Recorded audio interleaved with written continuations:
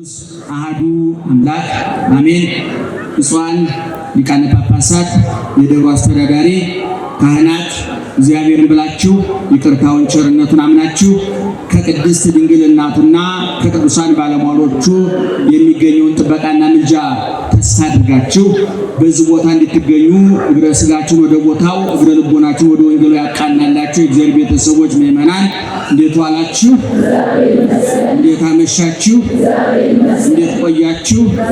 በየጊዜው በየቦታው በየምክንያቱ የመከረን ያስተማረን ፈጥሮ የሚመግበን እየመገበ የሚያኖረን ትናንት የጠበቀን ዛሬም እየጠበቀን ያለ ለዘላለምም ጥበቃውን እንደማያቆምብን አፋችንን ሞልተን የመሰከርንለት ልባችንን ሞልተን ያመንነው የአባቶቻችን አምላክ ልዑለ ባሕርይ እግዚአብሔር እስከዛሬ ስላደረገው በጎ ነገር ወደፊት ላዘጋጀልን መልካም ነገር ሁሉ ሕያው ቅዱስና ዘላለማዊ ስሙ ይክበር ይመስገን። ይክበር ይመስገን። ይክበር ይመስገን። እናንተ የምትሰሙት እኛ የምንናገረው አይንሳን፣ አይንሳችሁ እግዚአብሔር ጆሮአችሁን ይክፈት፣ አንደበታችንን ይፍታ። በመላ በግምት በይመስለኛል የግል ሐሳባችንን እንዳናፈስባችሁ እግዚአብሔር የእናንተን ጆሮ ይጠብቅ፣ የእኛንም አንደበት ይቆጣጠር። ወተጋቡ ሐዋርያት ሀበ እግዚእ ኢየሱስ ወነገርዎ ኩሎ ዘገብሩ ወዘከመ መሃሩ ወይቤሎሙ እግዚእ ኢየሱስ ንዑ ንጻ ገዳመ ለባሕቲትነ ሀይርፉ ሕቀ እስመ ብዙኃን ለይበጉ ወይገብኡ ወኢያበውህዎሙ ይብልዑ እክለ። ሐዋርያትን ተሰብስበው ወደ ጌታ መጥተው ያደረጉትን ያስተማሩትን ሁሉ ነገሩት። ጌታም እናንተ ብቻችሁን ታርፉ ዘንድ ወደ ምድረ በዳ ኑ ጥቂት ረፉ አላቸው። የሚወጡ የሚገቡ ብዙዎች ነበሩና እህል መቅመስ እስኪሳናቸው ድረስ ይላል የማርቆስ ወንጌል ምዕራፍ 6 ቁጥር 30 እና 31 ላይ የተጻፈ ኃይለ ቃል ነው። እግዚአብሔር ቃሉን ሰምተን እንድንኖረው ኑረን እንድንጸድቅ የሰይጣንን ኃይል ይስበርልን። ስጋችንን ለነፍሳችን ነፍሳችንን ለፈጣሪያችን ያንበርክክልን። የተዋለልን ውለታ እንዳንረሳ አስተዋይ አእምሮ፣ አዳማይ ጆሮ፣ አመዛዛኝ ሕሊና፣ አገናዛቢ ልቡና ያድለን እግዚአብሔር። ከጀርባችን ብፁዓን ሊቃነ ጳጳሳት አሉ። ብፁዕ አቡነ ዘካርያስ ማለት ምናልባት ምዕመናን ብዙዎቻችሁ ላታውቋቸው ትችላላችሁ። በዕድሜ በእውቀት በሹመት አንጋፋ አባታችን ናቸው። ካልተሳሳትኩኝ ከነ ብፁዕ አቡነ ጎርጎርዮስ ጋራ በ71 ዓመተ ምህረት ነው አባታችን በ71 ዓመተ ምህረት ተሹመዋል። በጵጵስና ብቻ ምንኩስናውን ሳንቆጥር በጵጵስና ብቻ አሁን 47 ዓመታቸው ነው። በጵጵስና ብቻ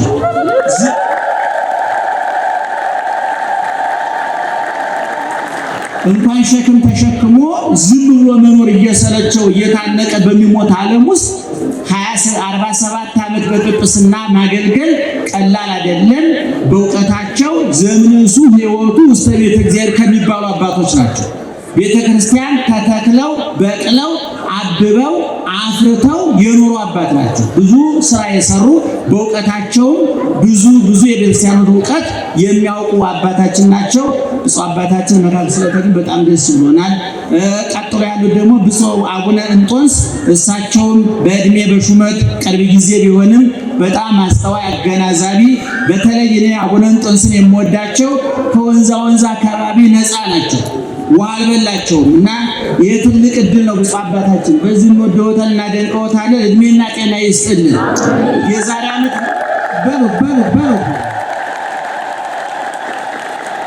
የዛሬ ዓመት ተናግሬዋለሁ። በቤተ ክርስቲያናችን ጵጵስና ታቦትና መስቀል የሶስት ነገር ምልክቶች ናቸው።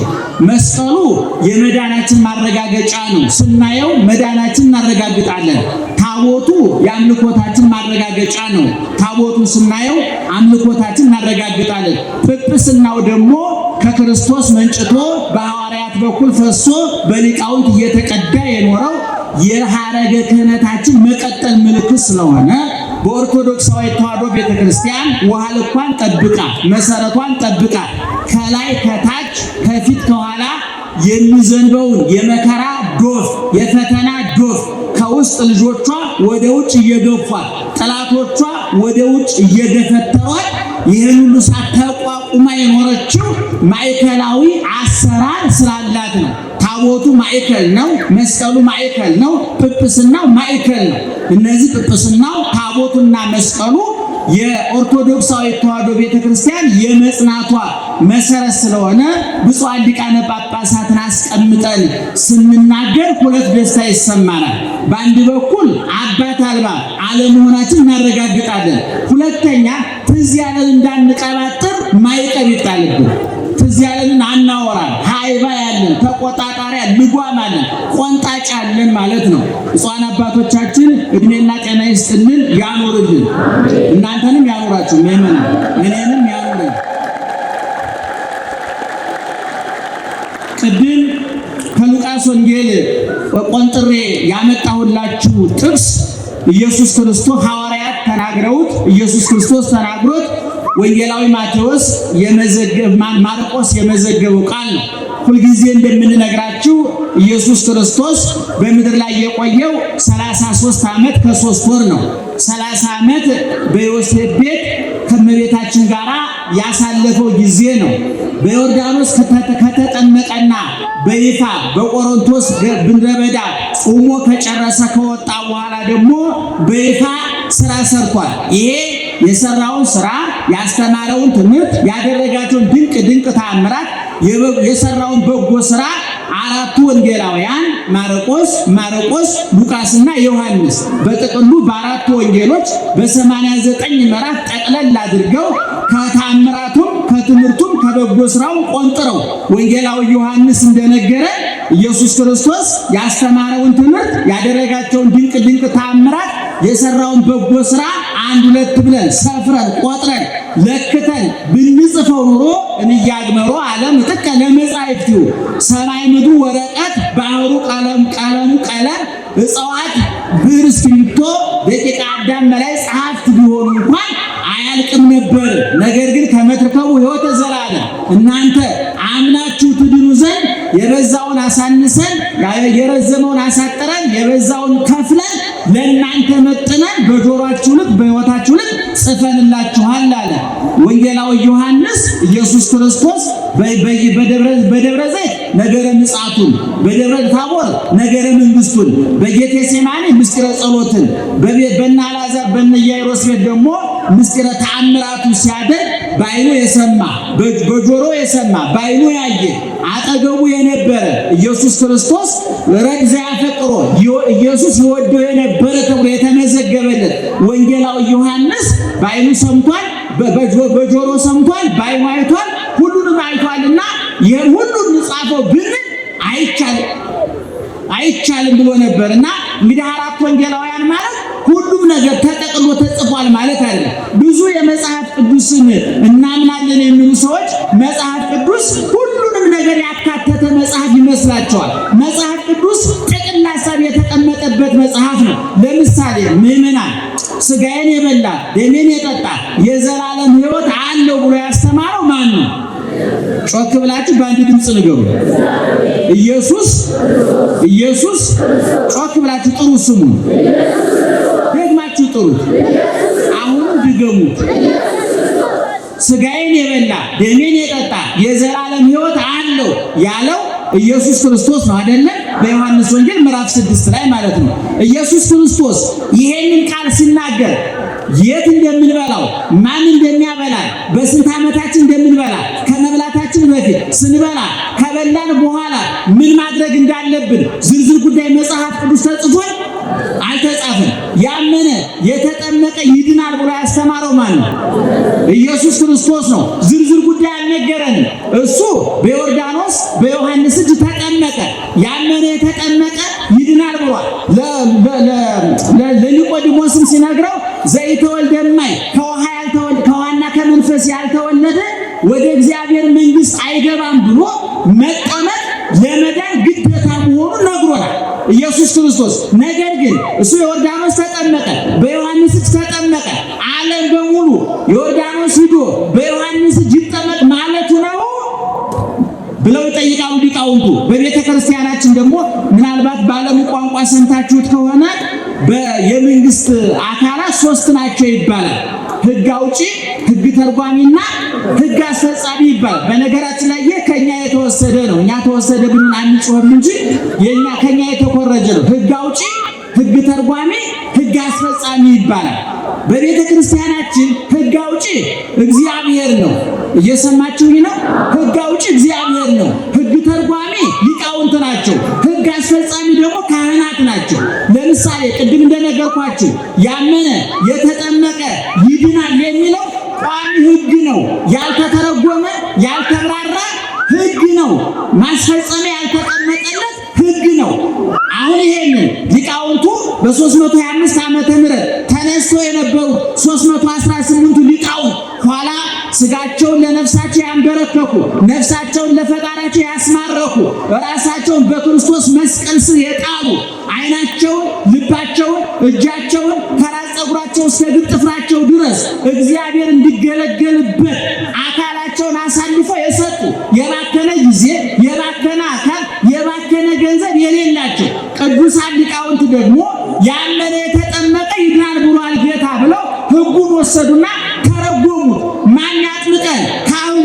የት እንጠመቅ? በቤተ ክርስቲያን። መቼ እንጠመቅ? በ40 በ80 ቀን ስንጠመቅ ምን ይከናወን ለሚለው ክርስትና ስታስነሱ ሰምታችሁ እንደሆነ የዮሐንስ ወንጌል ምዕራፍ 3 ይነበባል። የዳዊት መዝሙር ምስራቅ ይሰበካል። ከቅዱስ ያሬድ ዜማ መጥቶ ይዜማል። የቅዱስ ያሬድ ዜማ ከብሉይ ከሐዲስ የተቀዳ ከመጻሕፍተ ሊቃውንትና ከመጻሕፍተ መነኮሳት የተለቀመ የተቀሰመ ንባቡ ጆሮ የሚያጠግብ ምስጢሩ አይምሮ የሚሞላ ኃይለ ቃሉ ሕሊና የሚያሳርፍ የእግዚአብሔር ቃል። ስለዚህ ሊቃውንት የት እንጠመቅ? በቤተ ክርስቲያን። ማን ያጥምቀን? ካህኑ። መቼ እንጠመቅ? በ40 በ80 ቀን። ከተጠመቅን በኋላ ምን እናድርግ? ሜሮን እንቀባ። ሜሮን ከተቀባን በኋላ ምን እናድርግ? እንቁረብ ብለው የኢየሱስ ክርስቶስ ያወጣውን ሕግ ተረጎሙልን። ይክበር ይመስገን እግዚአብሔር። እየሰማችሁ ነው? ስንት አካላት አሉ ብያለሁ? አልሰማችሁም? ስንት ናቸው? ምን? ሕግ አውጪ፣ ሕግ ተርጓሚ፣ አስተርጓሚ አለ ማሙሽ ነው የቋንቋ ሕግ ሶስተኛው አስፈጻሚ።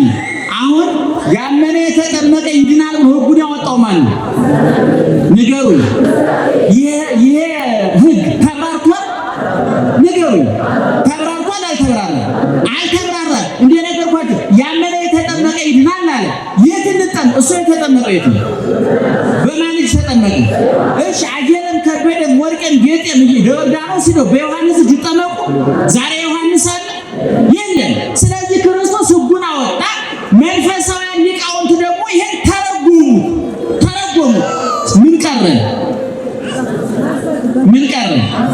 ምን ቀረ? አስፈጻሚው ቀረ።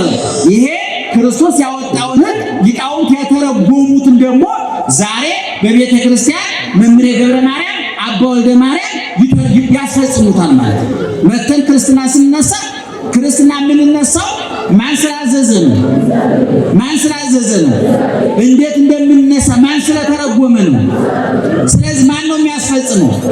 አንድ ሰው ስጋውን ለመብላት ደሙን ለመጠጣት ዛሬ ቤተክርስቲያን መታችሁ እነ ሊቀ ካህናት ዕዝራ ሲቀድሱ ነው የምትቆርቡት አይደለም? ነገር ግን እነሱ ስጋውን ያጉርሳችሁ ደሙን ያጠጧችሁ እንጂ ያን ስጋ ያን ደም የሰጠ ክርስቶስ ነው።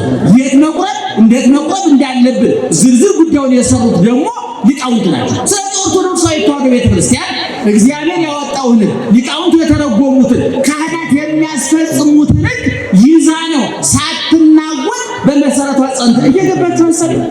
እስቲ ማርያም በጣም ብትረዱ ደስ ይለናል። ብዙ ሰዎች በዚህ ስለሚምታታባቸው ነው። እንደውም ሰሞኑን እየሰማው ነበር አንድ ሰው በውሃ መጠመቅ ከድህነት ጋር የሚያገናኙ የለሚል አንድ ወጣት ልጅ እየተናገረ ነበር። በጣም ነው የማዝነው። በጣም ነው ሰው እስከዚህ ድረስ አሽቆልቁሎ ሊወርድ ይችላል ብዬ በጣም ነው ያዘንኩት። ግን መጽሐፍ ቅዱሱ ከውሃ ከመንፈስ ያልተወለደ ወደ እግዚአብሔር መንግሥት ምን አይልም። ከምን የተወለደ ከምን መወለድ አለብን? አንድ ሰው ለመዳን ያመነ የተጠመቀ ምን ይሆናል? ስለዚህ ለመዳን ማመን ብቻ በቂ ነው አይደለም። ያመነ ምን ይሆናል? ይጠመቃል። የተጠመቀ ምን ይሆናል? ይድናል። በምንድን ነው የምንጠመቀው? በውሃ በውሃ እንደውም ሊቃውንት ብለዋል።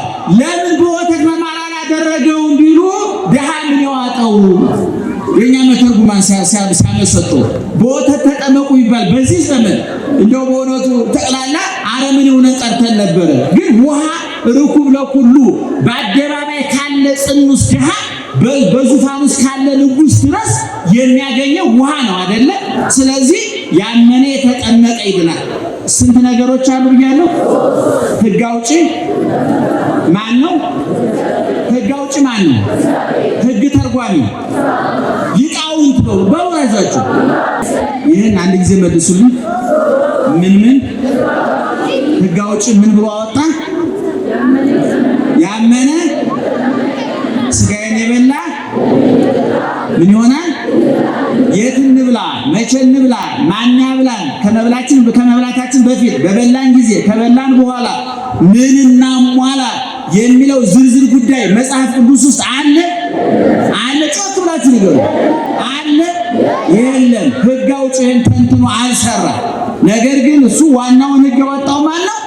ኢየሱስ ክርስቶስ ነው። ኦርቶዶክሳውያን የተዋህዶ ሊቃውንት በመንፈስ ቅዱስ ተቃኝተው ምእመናን ይህንን ሕግ ሊቃውንት ሲተረጉሙ ሲያመሰጥሩ ይላል መጽሐፍ ታሪካችን 318 ሊቃውንት ነበሩ። ፍትሐ ነገሥት የተባለው መጽሐፋችንን የመጀመሪያው ነው። በየጊዜው እንደየቦታው እንደየሁኔታው ማብራሪያ ተጨምሮበታል። ነገር ግን 318 ሊቃውንት በ325 ዓመተ ምህረት የዛሬ 1700 ዓመት ገደማ ማለት ነው ምእመናን እነዚህ ሊቃውንት ተሰብስበው በዚህ ጉዳይ እየተወያዩ ሕጉን ሲተረጉሙ እነሱ 318 ናቸው። ስንት አልኳችሁ?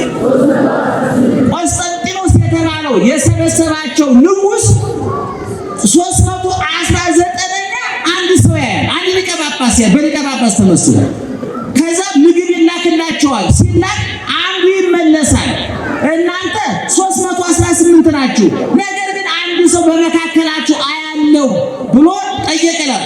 ተመስሎ አሐደ ኤጲስቆጶስ አወፈዮሙ ሃይማኖተ ርትዕተ 319ኛ ሁኖ የጎደለውን ሲሞላ የጠመመውን ሲያቀና ይህን ጨምሩ ይህን ቀንሱ ሲል የነበረው ባለ ጉዳዩ ኢየሱስ ክርስቶስ ነበር ይላል ሊቃውንቱ።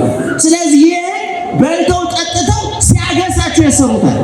መንፈስ ቅዱስን መሪ አድርገው ኢየሱስ ክርስቶስን መሪ አድርገው ነው ይህ ስርዓት የሰሩ። ስለዚህ ቅድም እንደነገርኳችሁ እሱ ያመነ የተጠመቀ ጮክ ብላችሁ ሥጋዬን የበላ ደሜን የጠጣ የዘላለም ይህ ሕጉ ነው የወጣው። አሁን አፈጻጸሙ የለም እዛ። ስለዚህ እነዚህ 318 ሊቃውንት ይህንን ኢየሱስ ክርስቶስ ያወጣውን ሕግ በሀገራችን በነገራችን ላይ ሕግ አስፈጻሚ ሕግ ተርጓሚ የሚባለው ሕግ አውጪ የሚባለው ፓርላማው ነው፣ የተወካዮች ምክር ቤት ማለት ነው። ሕግ ተርጓሚ የሚባለው ደግሞ የሚኒስትሮች ምክር ቤት ነው። እንዳታሳስተኝና ነግሬያለሁ። እና ዞሮ ሕጉን የሚያስፈጽመው ግን የሰፈር ያለው ፍርድ ቤቱ ፖሊሱ ነው። እና ይሄ ነው ዋናው። ወደኛው ጉዳይ እንምጣ። በማያገባን ገብተን አንዘባርቅን። ለዚህ ባለሙያዎቹ አሉ። ዞሮ በቤተ ክርስቲያናችን ኢየሱስ ክርስቶስ ሕግ አወጣ፣ ሊቃውንት ተረጎሙ፣ ካህናት ያስፈጽማሉ ማለት ነው። ዛሬ አንድ ልጅ ክርስትና ለማስነሳት ስንመጣ ያመነ የተጠመቀ ይድናል ያለው ክርስቶስ ነው። መጥቶ ክርስትና የሚያነሳልን ማንም ካህኑ ነው። ምን አደረገ ማለት ነው? አሁን ባለው ምሳሌ ተረጎመ፣ አወጣ፣ አስፈጸመ።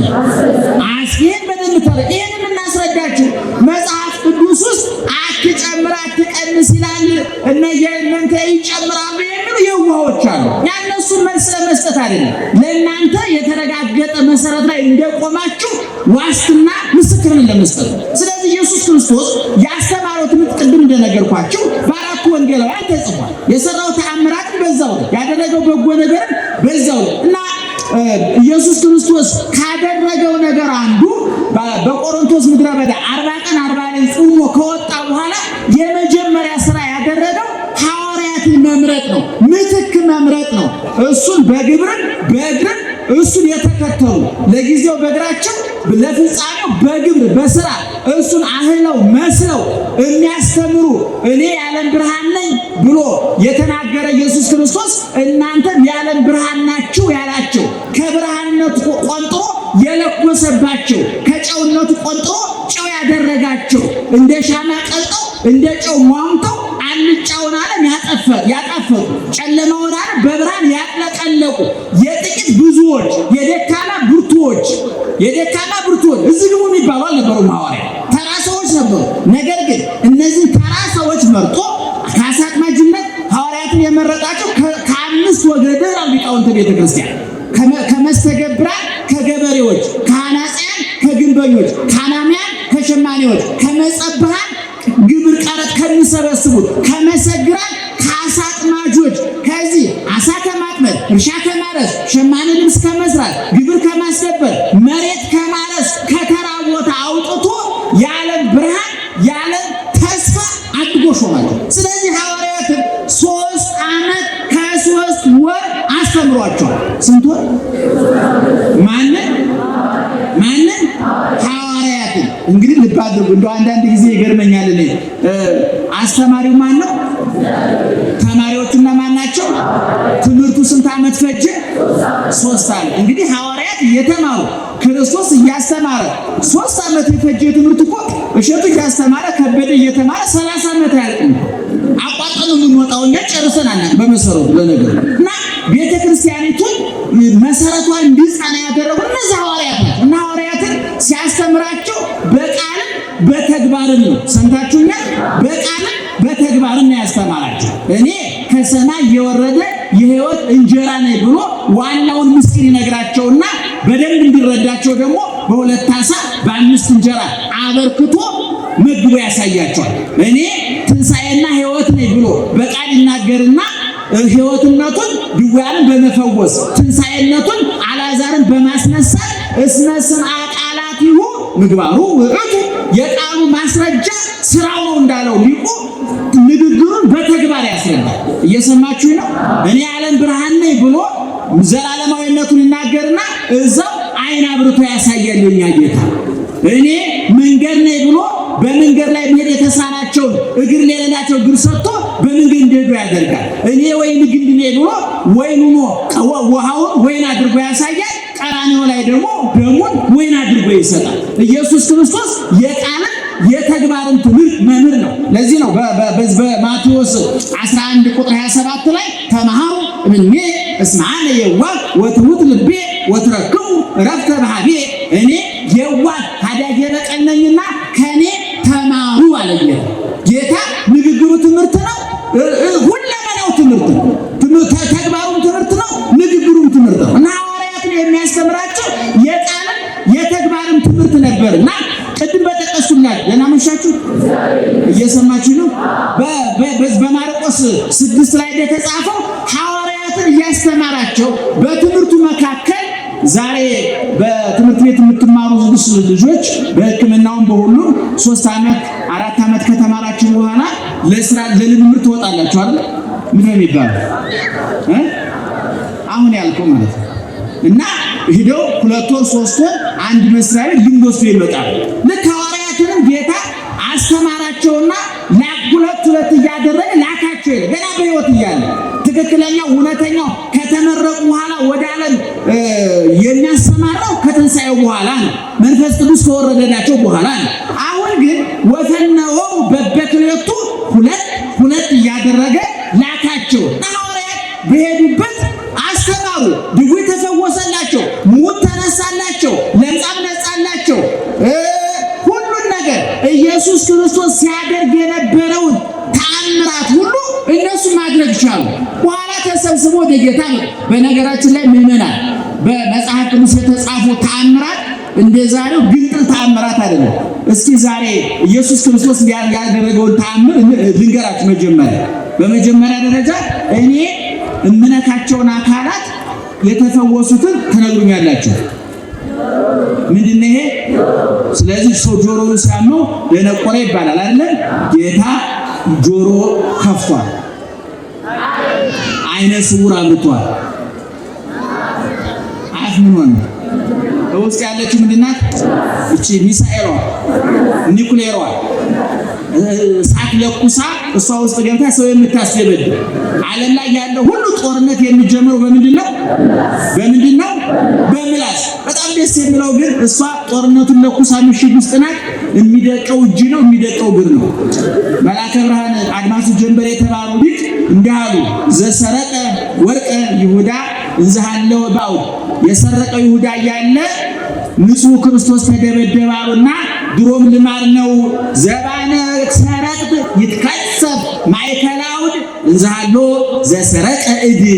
ሌባ ሲያዝ ጀርባው ይገረፋል። በጥንት ጊዜ ሰው የሚሰርቀው በእጁ ነው በጀርባው? በምኑ ነው የሚገረፈው? ምኑ ነው? ልክ ሰው በእጁ ሰርቆ ጀርባው እንደሚገረፈው ሌባ ይሁዳ እያለ ንጹሕ ክርስቶስ ተገረፈ ነው የሊቁ ሐሳብ። እና ምላስ ጦርነቱን አስጀምራ ትሄዳለች። ቅድም እንዳልኳችሁ አቤት ዋሻው። ስለዚህ ምላስ አንድ ሰው ምላሱ ሳይሰራ ሲል ምን ሆነ ይባላል? ዲዳ ፈውሷል። ስንት አለ?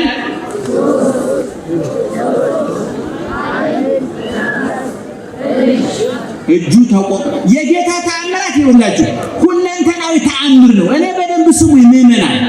የተቆረጠ እጅ ይቀጥላል። ለምሳሌ አንድ ሰው ትግራይ ሄዶ ወይ ጎንደር ሄዶ ወይ ወለጋ ሄዶ በጦርነት እጁ ተቆርጦ እግሩ ተቆርጦ ቢመጣ እጁ እግሩ ዘው ወለጋ ወይም ደግሞ ትግራይ ቀርቷል።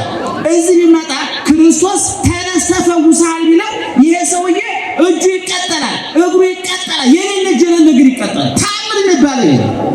ሁለተኛ እግር፣ ሶስተኛ ለምጽ ታውቃላችሁ። በለምጽ የተጎረጎረውን ይፈውሳል ኢየሱስ ክርስቶስ።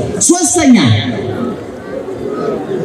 ይሄ ምልክት ንገሩስ የጎበጠ ቀና ብሎ መሄድ የተሳነው ፈውሷል ኢየሱስ ክርስቶስ። ሁለተኛ ዘጥቦ ሆዱ የተነፋው ሆዱ ተነፍቶ በሽታ ላይ የወደቀው። ሶስተኛ ሌላ እንተ ደም ይውዛል። ደም ወር ሙሉ እናቶች ወርሃዊ ግዳጃቸው ሲመጣ የወር አበባ በወር በጣም ከበዛ ስንት ጊዜ ነው የሚፈሰው? 7 ጊዜ። ወደ 8 ከተሸጋገረ ሕክምና ያስፈልገው ይላሉ አባቶቻችን አይደል? ይቺ ሴት ግን ወሩን ሙሉ ዓመቱን ሙሉ ሲፈሳት የነበረ ሴት እሰው ጋር መቀላቀል የፈራች ገበያ ደፍራ የማትሄድ ቡና ብትጠራ የማትሄድ ሰርግ ብትጠራ የማትሄድ ለቅሶ ለመድረስ የማትሄድ ሴት ነበረች። ይቺን ሴት ልብሱን ስትነካ ደሟ ምን ሆነ? ደረቀ። ወዲያው አልዓዛርን የፈረሰ የበሰበሰ የ4 ቀን ሬሳ አልዓዛርን አስነስቷል። መጻጉዕን አልጋን ተሸክመች ብሎ ፈውሶታል። አይኑ ልሙጥ የነበረው ግንባሩ ላይ ፈውሶታል። ስለዚህ ኢየሱስ ክርስቶስ እነዚህን ሁሉ ተአምራት አደረገና ሌላው የመጨረሻው በእኛ ዘመን የሚጭበረበርበት ደግሞ ሰይጣን ማውጣት። ሰምታችሁኛል? ብዙ ጊዜ ቴሌቪዥን ላይ የፕሮቴስታንቶቹን እንትን ታያላችሁ አይደል? የእኛንም አንዳንድ ቦታ የሚፈጸሙ ታያላችሁ። ከነዛው ከተነተንኳቸው ተአምራት የትኛው ላይ ነው የምናተኩረው? ሰይጣን ማውጣት ላይ ነው። ለምን እንደሚጠቅም ታውቃላችሁ? ሰይጣን መውጣት መግባቱ ባይን የሚታይ ጉዳይ አይደለም። አውጡ ብቻ ነው የሚያየው። ስለዚህ ለማጭበርበር የተጋለጠ እጅ ቀጥል ከተባለ ከየት ይመጣል? እግር ቀጥል ከተባለ ከየት ይመጣል? እኔ እንደው ማርያምን ነው ማለት እንደው እጅ እግሩ ተቆርጦ መጥቶ የሚቀጥል ሰው ከመጣ ከመጣ ያልነቃነቅ እጅ የሚቀጥል ሃይማኖት ሰው የሚያጠርቅ ሃይማኖት ነው ያለኝ። እሱ እንዲህ አይነት ድርድር ውስጥ አልገባም። ግን የሚያደርግ ሰው ይኖራል አይኖርም? የለም። አፌን ሞልቼ እናገራለሁ። እኛም ጋር ብዙ የሚያጠንቁ አባቶች ወንድሞች አሉ። እግዚአብሔር ይመስገን። ህዝቡ እየሰበሰበ ጊዜው ቢሆን ያረጋጉልናል። እግዚአብሔር ይስጥልን። ፕሮቴስታንቶቹ ጋር ትሰማላችሁ። ውጣ ግባ እንደዚህ 5 ሚሊዮንን አንድ ቀን ስሰማው 5 ሚሊዮንን 5 ሚሊዮን አንድ ናቸው። አጥማያን ፓስተሩን ጨምሮ ማለት ነው ቤተሰብ ናቸው። ዙሮ የተያደረገው ተአምር ሁለንተናዊ ተአምር ነው። ምንና ዛሬ የተተኮረበት ዓለም ላይ ግን ሰይጣን ማውጣት ነው። ይሄ ማረጋገጫ ስለማይጠየቅበት ስለማይታይ የህሊና ጉዳይ ስለሆነ ምንም የሚያጨቃጭቅ ጉዳይ የለው። ግን ዞሮ ጌታ ይሄንን ተአምር እንዳደርጉ ስልጣን ሰጣቸውና ሄደው ሐዋርያት ቅድም እንዳላችሁ ለስራ ልምምድ ከትምህርት ቤት እንደምትሄዱ ቅድም እንደነገርኩ ሲሄዱ ዓይን አበሩ፣ ጆሮ ከፈቱ፣ ምላስ ከፈቱ፣ እግር ቀጠሉ፣ ሰይጣን አወጡ፣ ለምጽ አነጹ፣ ሙት አስነሱ፣ ተአምር አደረጉ። በኋላ ስራቸውን ጨርሰው ወተጋቡ ሐዋርያት ሀበ እግዚእ ኢየሱስ ወደ ጌታ ተሰብስበው መጡ። ወነገርዎ ኩሎ ዘገቡ ወዘከመ መሃሩ ያስተማሩትን ትምህርት ያደረጉትን ተአምራት ነገሩት።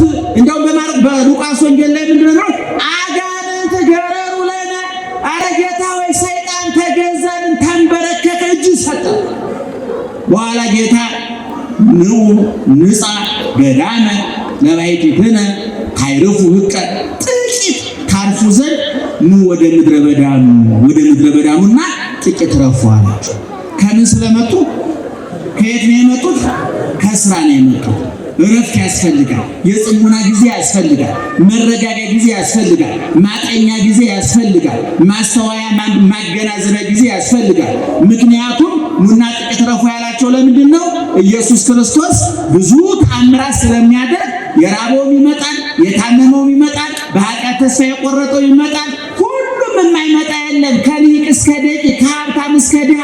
ሀብታሙ በሽታ ይዞት፣ ድሃው ረሃብ ይዞት፣ በሽታ ይዞት ይመጣል። ስለዚህ ሐዋርያት ወያበጉህዎሙ ይብልዑ እክለ፣ እህል መቅመሻ እንኳን ጊዜ አልነበራቸውምና ኑና ጥቂት ረፉ አላቸው። እግዚአብሔር ጥቂት ያሳርፍ። ምእመናን ጥቂት ያሳርፍ። በትዳራችን፣ በንግዳችን፣ በፖለቲካችን፣ በኢኮኖሚያችን፣ በማህበራዊ ኑሯችን፣ በሁለንተናዊ እንቅስቃሴዎቻችን ሁሉ ለተፈጠሩ ችግሮች መፍትሄ ሰጥቶ ጥቂት ያሳርፈን እግዚአብሔር። እኔ ዛሬ የጉባኤያችን መቋጫ ነው። የነነዌ ሰዎች 3 ቀን ጾመው ሲጨርሱ ሊወርድ የነበረውን እሳት አቁመውታል። የተቃጣውን መቅሰፍ አስመልሰውታል። ከንጉሱ እስከ ታች ድረስ እንስሳት ሳይቀሩ መጽሐፍ ቅዱሱን አንቡ። ትንቢተ ዮናስን ብታነቡት ይነግራቸዋል። ንጉሱ ይሄ መዓት እንደመጣ የሚገዛት ሀገር የሚያስተዳድረው ሕዝብ ሀገሪቱ ልጠፋ ሕዝቡ ሊያልቅ እንደሆነ ሲነገረው ወዲያው ከዙፋኑ ወረደ፣ ዘውዱን አወረደ፣ ማቅ ለበሰ፣ ትቢያ ነሰነሰ፣ እየየ ብሎ አለቀሰ።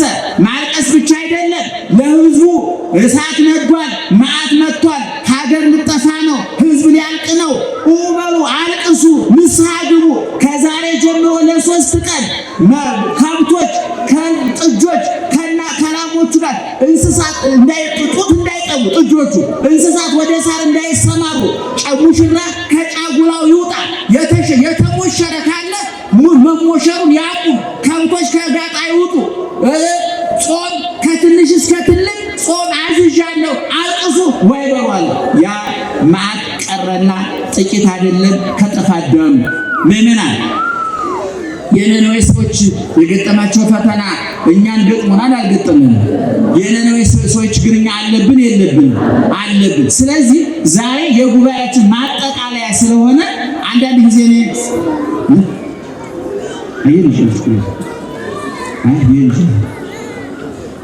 እንዳትወጥባቸው አጣም የሚሆኑ እንዳትወርቅ ነው። ደህና ዋላችሁ፣ ደህና መሻችሁ። ስለዚህ ዛሬ የጉባኤያችን ማጠቃለያ ነው አይደለም? ጉባኤ ማለት ስብሰባ ነው። ይሄ መንፈሳዊ ስብሰባ ነው። በዚህ በዓለማዊ ስብሰባዎች ሲሳተፍ ጉባኤው ሲጠቃለል የአቋም መግለጫ ይወጣል። እንግዲህ አቋም መግለጫው ሊፈጸምም ላይፈጸምም ይችላል። እንዴት እናደርጋለን? በ6 ነጥቦች ተስማምተናል፣ ይሄ ለማድረግ ተስማምተናል ብለው ይወስናሉ። በሬዲዮ በቴሌቪዥን መግለጫው ይነገራል። እኛ ደግሞ ዛሬ ሱባኤያችንን አጠናቀናል፣ ጨርሰናል ማለት ነው። አብይ ጾም እስኪመጣ ድረስ ምን አይነት መግለጫ ነው የምናወጣው? ምን እናድርግ? እንዴት እንለወጥ? እንዴት እንቀየር?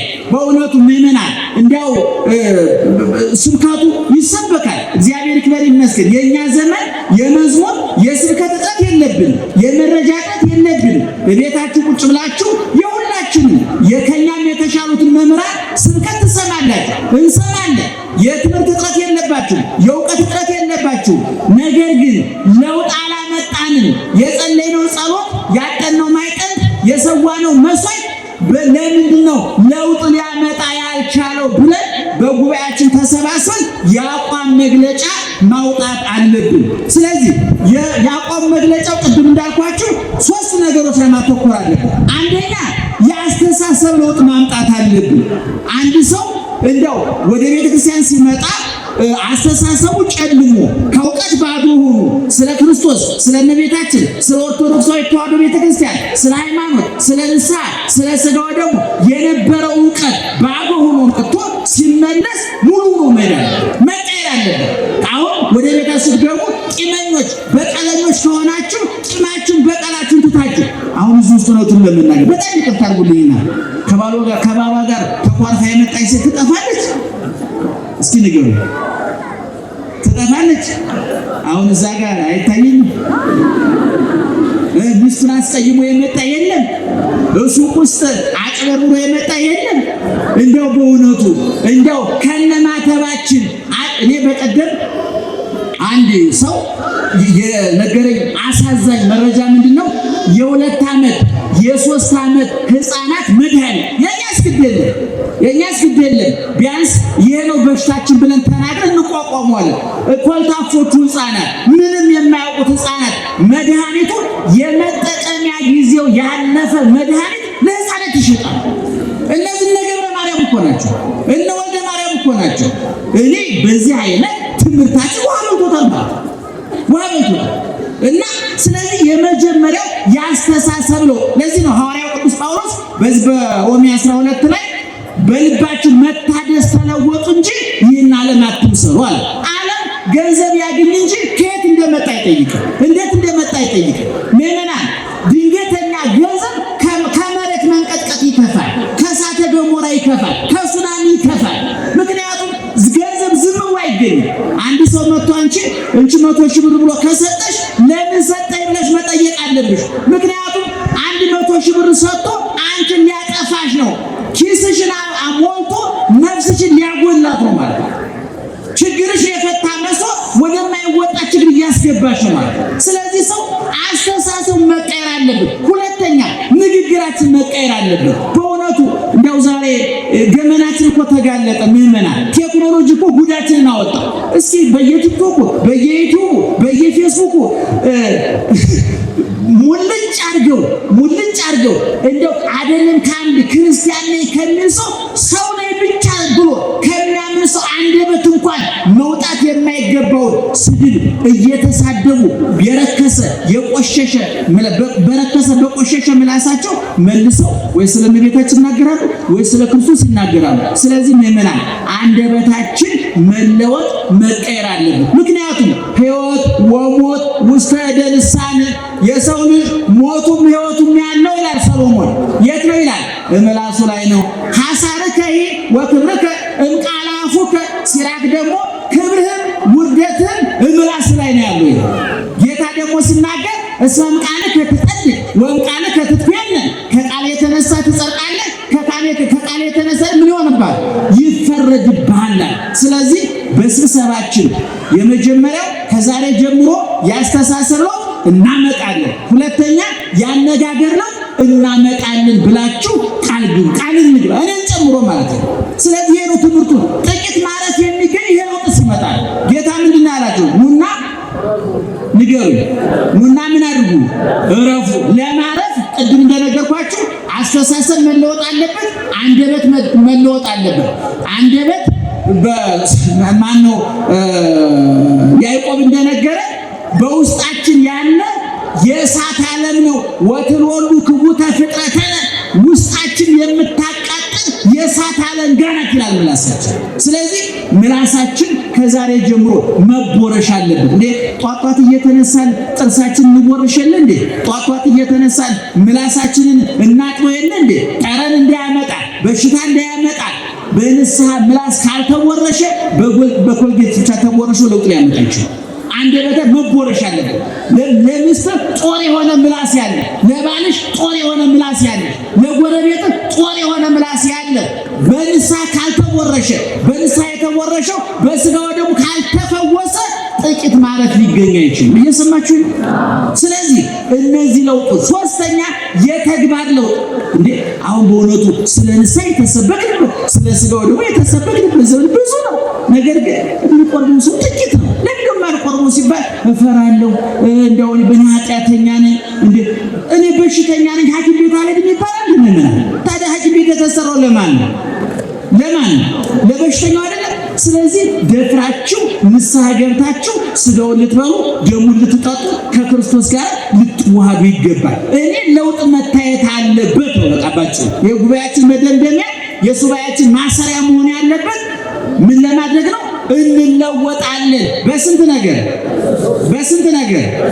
አንደኛ በአስተሳሰብ፣ ሁለተኛ በአነጋገር፣ ሶስተኛ በአሰራር። እነዚህ በነገራችን ላይ የኛ ሀገር ትምህርት መንፈሳዊ ብቻ አይምሰላችሁ። ዓለማዊ ትምህርት ራሱ የሶስቱም ለውጥ ማምጣታቸው። ፊዚክስ ይማራል እንኳን መርከብና አውሮፕላን ሊያመርት አውሮፕላን ለመሳፈር ሆስቶሶችን አስጨንቆ ነው የሚገባቸው። ኬሚስትሪ ይማራል እንኳን መድኃኒት ሊቀመጥ ኪን እንዴት እንደሚቆጥ ጎረቤት ጠይቆ ነው የሚወጣው። ትምህርት ለውጥ አላመጣም እያልኳቸው ልክ እንደ መንፈሳዊ ትምህርት ማለት ነው። ምክንያቱም የተማራችሁበት ደብተር ወይ እሳት ማቀጣጠያ ሆኖ ወይ ስኳር ሻይ ቅጠል መቀጠቂያ ሆኖ እውቀታችሁ ጭንቅላታችሁ ውስጥ የለም። ግድግዳው ላይ ዲግሪ ተሰቅሏል። አንድ ሰው ዲግሪውን ግድግዳ ላይ ሰቅሎ ይገርማል። የዛሬ 10 ዓመት ተመረቄ ካለ ጭንቅላቱ ባዶ ግድግዳው ነው ሊቁ ማለት አሁን አታፍሩም? ግድግዳ ላይ ዲግሪ ያላችሁ ሰዎች ዲግሪው አለ የለም? እውቀታቸው አለ ግን የለም። እውቀት ይጠፋል። እንደ ድንጋይ እኮ አሁን የግድግዳ ቀለም ተቀብቷል አይደል? ከተወሰነ ጊዜ በኋላ ካልተቀባው እውነተኛው ድንጋይ ይወጣል። እውቀት በየጊዜው ካልከለሰው ይጠፋል ነው ማለት።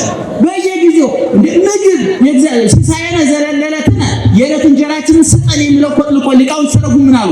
የዕለት እንጀራ መጀመሪያ ዳቦ የህብሩ ነው፣ ሁለተኛ ቃለ እግዚአብሔር ነው፣ ሶስተኛ ሥጋው ደሙ ነው። ስለዚህ ሰው በየጊዜው መብላት እንዳለበት ብሎ በየጊዜው መማር አለበት ማለት ነው። ስለዚህ ምዕመናን ዛሬ ጉባኤያችን እየተጠቃለለ ነው አይደለ? በኋላ ብፁዓን ሊቃነ ጳጳሳት በቡራኬ ያስሩልናል፣ ያጠቃልሉናል። ነገር ግን የአቋም መግለጫ ስናወጣ ይሄንን አብረን እንበል። እስኪ አንድ የአቋም መግለጫ አብረን እንበለው። አንደኛ በአስተሳሰብ እንለወጣለን በሉት። እንደማትለውጥ ታውቁታላችሁ። እንደምንለው ብዬ ነው እንጂ ያውቁ ቢያስፎክረን ይቅር ብዬ ነው ታውቁታላችሁ። በሉ በአስተሳሰብ በሉ እንለወጣለን፣ በአነጋገር እንለወጣለን፣ በተግባር እንለወጣለን። ይሄን ሁሉ ለማድረግ ማን ይርዳል? እግዚአብሔር ይርዳል። ትምህርቱ ተጠናቋል። የቅድሟን ሐሳብ በሁለት ደቂቃ ልከልስላችሁ። ምንድናቸው? እስቲ አንድ ሰው ይንገረኝ። አንተ ማን? እስቲ ንገረኝ። አንተ ጠይሙ ወይ ቀይ ወይ ጥቁሩ ከዛ አታልፉም። እሺ ንገረኝ። ማን ነው ስሙ? አቤት ደህና ነህ? ኑሮ ጥሩ ነው? እሺ ንገረኝ። ማን ነው ሕግ አውጪ? ጮክ ብለህ ንገረኝ። ሕግ አውጪ እግዚአብሔር ምን ብሎ አወጣ? ኧረ ቆዩ ጠጁ የታረጋችሁ። እሺ ሕግ አውጪ ማን ነው? አብይን የጠየኩት ሕግ አውጪ ማን ነው? እግዚአብሔር። ምን አደረገ? ያመነ የተጠመቀ ይድናል አለ። እሺ የት እንደምንጠመቅ ነግሮናል። ማን እንደሚያጠምቀን ነግሮናል። በስንት ዓመታችን እንደምንጠመቅ ነግሮናል። ከተጠመቅን በኋላ ምን ማድረግ እንዳለብን ነግሮናል። አልነገረንም። እሺ ሕግ ተርጓሚ ሌላ ሰው ንገረኝ። አንተኛው ነገር ነው ቅድም የተናገረው ማነው? ስም አጠገብ ያለው ማን ነው? ማን? ዘካርያስ። ሰንበት ተማሪዎች ናቸው። ሰንበት ተማሪ እኮ 1/4 ካህን ማለት እኮ 3/4 ምዕመን 1/4 ካህን ይባላል። እሺ ንገረኝ።